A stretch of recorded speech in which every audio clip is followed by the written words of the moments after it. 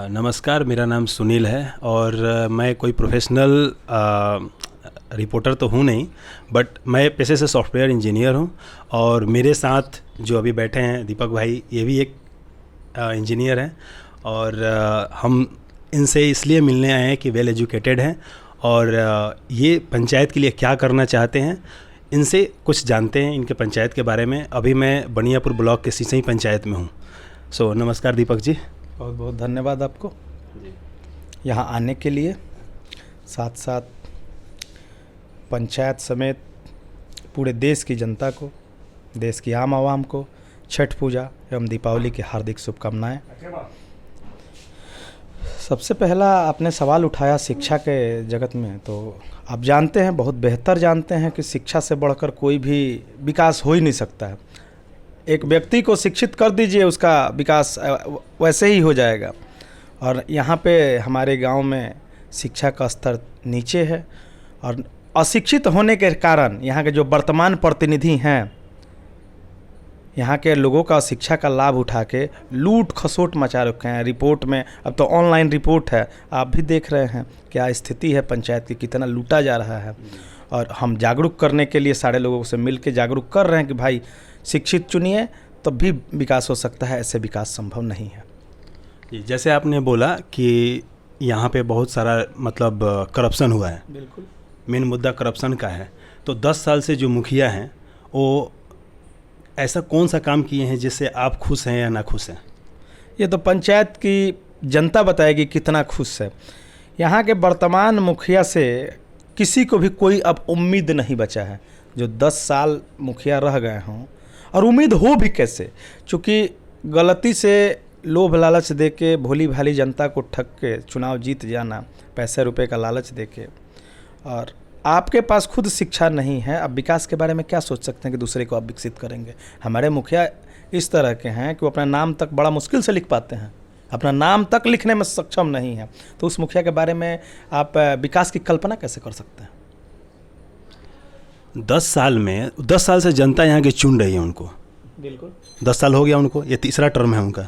तो तीसरा टर्म में ऐसा मतलब अगर मैं उनसे भी मिलूँगा, अभी मैं कोशिश करूँगा कि उनसे मैं समय मांगूँ, उनसे मिलूँ, ठीक है, क्योंकि बहुत सारा मुद्दा मतलब देखिए आजकल हर एक चीज़ ऑनलाइन है, बिल्कुल है। तो एक एक जनता चाहे तो वो चीज़ डाटा निकाल के देख सकती है कि वो लोग क्या काम किए हैं, नहीं किए हैं, कैसे किए हैं, ठीक है।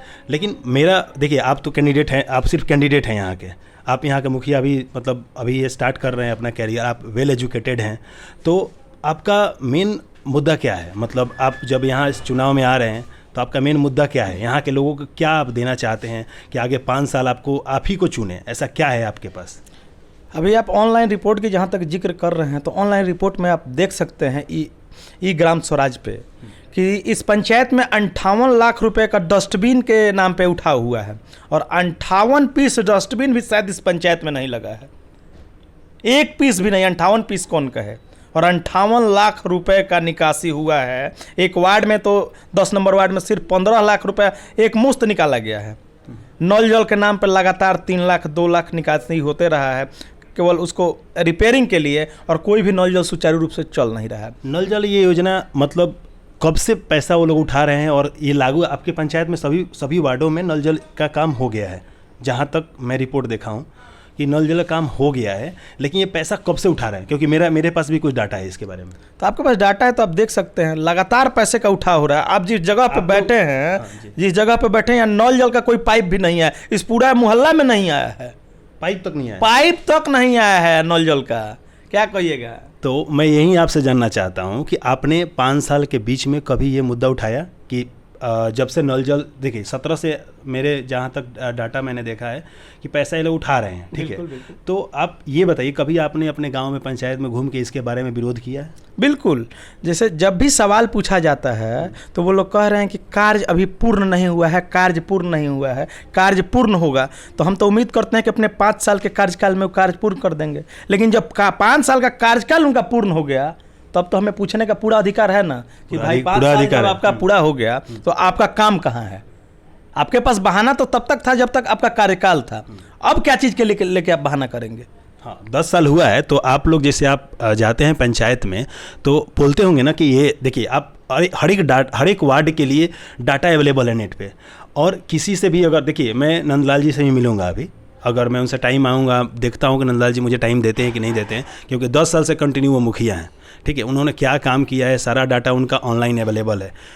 कभी कभी कुछ डाटा ऐसा भी है कि जो फुल वो लिखा हुआ नहीं है, तो मैं उनसे रिक्वेस्ट करूंगा, उनसे पूछूंगा कि ये काम कहाँ पे हुआ, क्योंकि वार्ड का नाम है और डाटा वहाँ पे थोड़ा थोड़ा कहीं कहीं डाटा ऑपरेटर का, मे भी डाटा ऑपरेटर का मिसिंग हो सकता है। तो नंदलाल जी से मैं रिक्वेस्ट करूंगा कि उनसे मिलूं, ठीक है। तो आपका, जैसे आप एक वेल एजुकेटेड पर्सन हैं, तो यहाँ पे जब मैं आपके यहाँ आया तो मैं ये एक रिक्वेस्ट भी लेके आया हूँ आपसे, शायद वो बाद में आपसे रिक्वेस्ट रखूँ लास्ट में, लेकिन आपका मैं ये जानना चाहता हूँ कि आप अपने बारे में कुछ ऐसा बताएं कि जो जनता आपके साथ खड़ी हो। क्योंकि देखिए, काम तो बहुत होता है, क्योंकि पंचायती राज में जितना पैसा आता है शायद वो विधायक के पास उतना फंड नहीं आता हो। करेक्ट है? मैं बताता हूँ आपको जी। जहाँ तक आपने जनता का सवाल किया, तो मेरे लिए इस पंचायत में कोई जनता नहीं है। मैं इकलौता ऐसा प्रत्याशी हूँ कि मेरे लिए सारे लोग अभिभावक हैं। मेरे लिए सारे लोग अभिभावक हैं। मेरे से कोई उम्र में छोटे नहीं हैं, सारे लोग बड़े हैं। रही बात कि उन्हीं लोगों के आशीर्वाद से मैं उम्मीदवारी देने आया हूँ, और मैं एक ऐसा उम्मीदवार हूँ जो प्रत्येक व्यक्ति से हम उम्मीद लगाए बैठा हूँ कि प्रत्येक लोगों का मुझे आशीर्वाद मिलेगा। मेरे से ना कोई किसी को लोभ लालच है। सब लोग इस उमंग के साथ मेरा समर्थन कर रहे हैं कि युवा है, ऊर्जावान है, शिक्षित है, साथ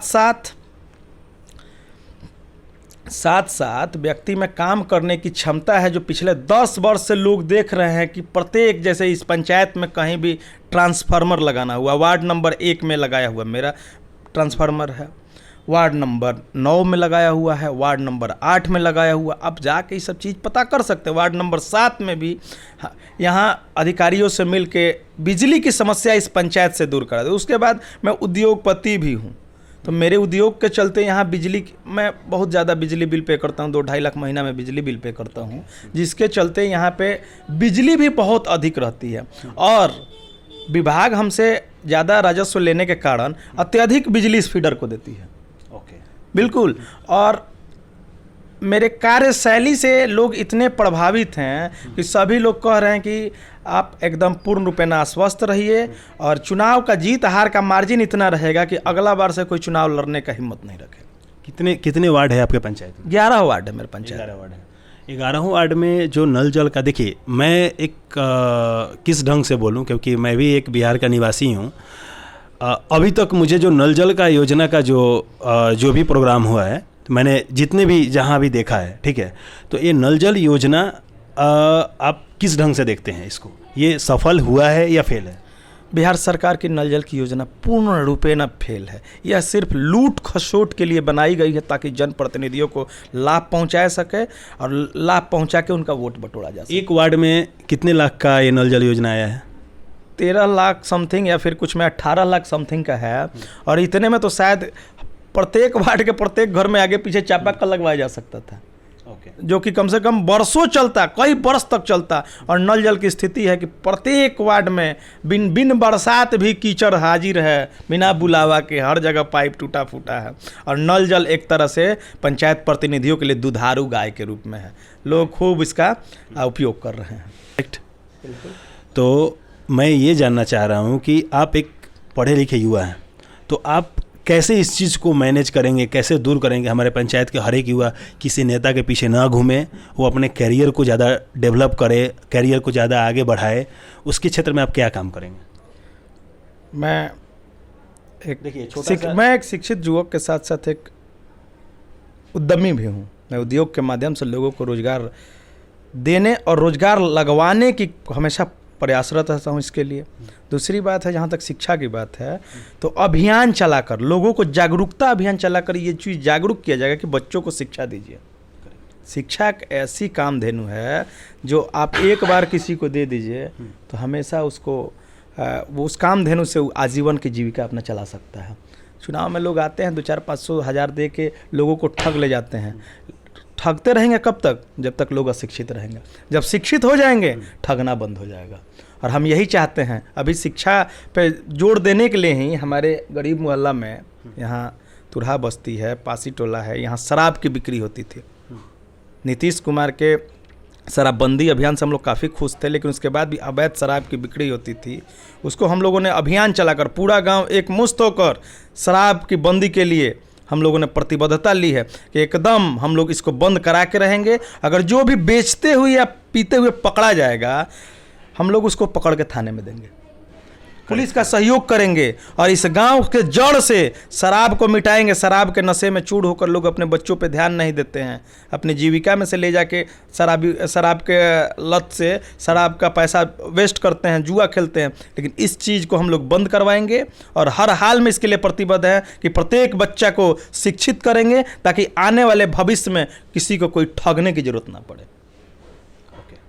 तो आपसे जो मैंने लास्ट टाइम बोला था, एक रिक्वेस्ट भी है। रिक्वेस्ट ये है कि जहाँ पे आपका ग्राम पंचायत है, अगर आप जीतते हैं, ये हमारे तरफ से रिक्वेस्ट है। मैं सबको ये बताना चाहता हूँ कि मेरा रिपोर्टिंग का मेन मुद्दा यही है कि मैं रिपोर्टिंग करने में कोई प्रोफेशनल रिपोर्टर हूँ नहीं। मैं एक सॉफ्टवेयर इंजीनियर हूँ, मैं एक MNC में काम करता हूँ। तो मेरा मेन पर्पस यही था आपके पास आने के लिए कि आपके वेल एजुकेटेड हैं। तो आपसे एक रिक्वेस्ट करने ये है कि अगर आप जीतते हैं तो आपसे एक रिक्वेस्ट करें कि आप किसी के भी बच्चे को, किसी भी लड़के को, नहीं होता है कि एक नेता के पीछे वो घूम के अपना करियर बर्बाद करता है। तो मैं चाहूँगा आपसे कि अपने पंचायत में एक छोटा या बड़ा, आपके हिसाब से आप बोले कि आप एक बिजनेसमैन हैं, तो मुझे उम्मीद है आपसे कि आप जीतेंगे, या मतलब जैसे भी हो एक लाइब्रेरी का मतलब लाइब्रेरी बनवा सकते हैं क्या यहाँ के अपने पंचायत के लोगों के लिए? बिल्कुल बिल्कुल। इस चीज़ का आचार संहिता के चलते मैं इसको घोषणा नहीं कर सकता हूँ, आचार संहिता का उल्लंघन माना जाएगा।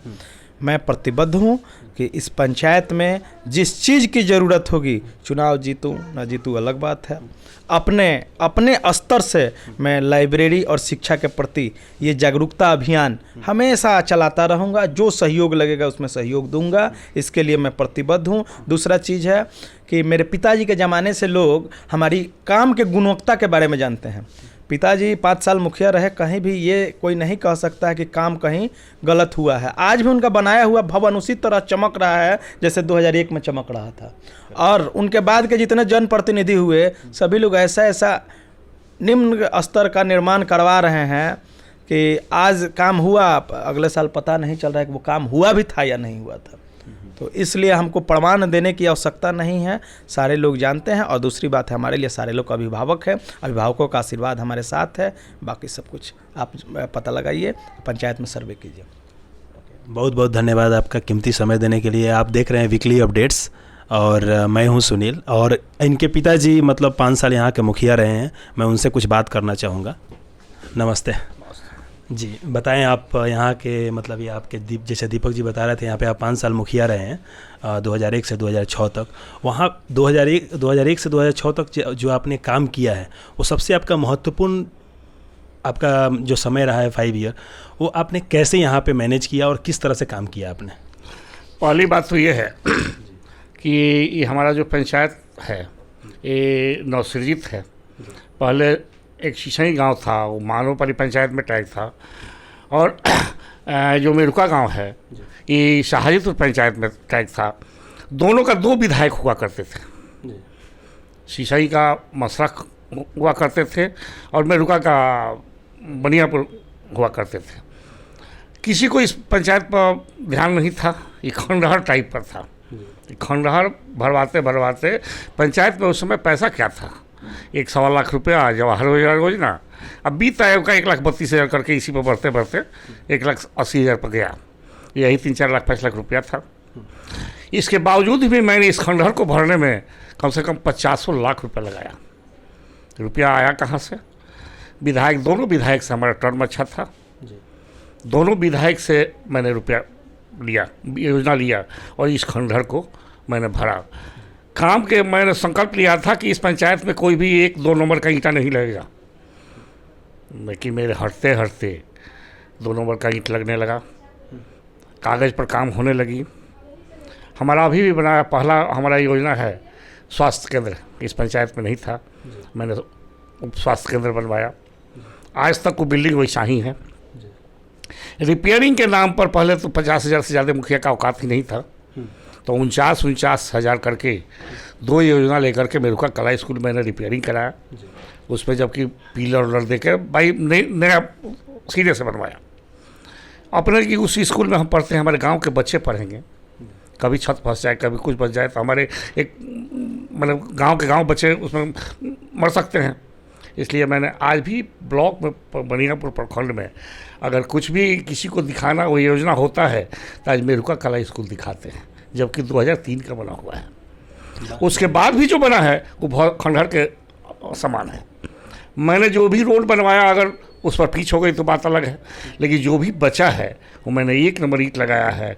आज 20 साल बाद ज्यों करते हुए पड़ा रोड चल रहा है, यही बात है जी।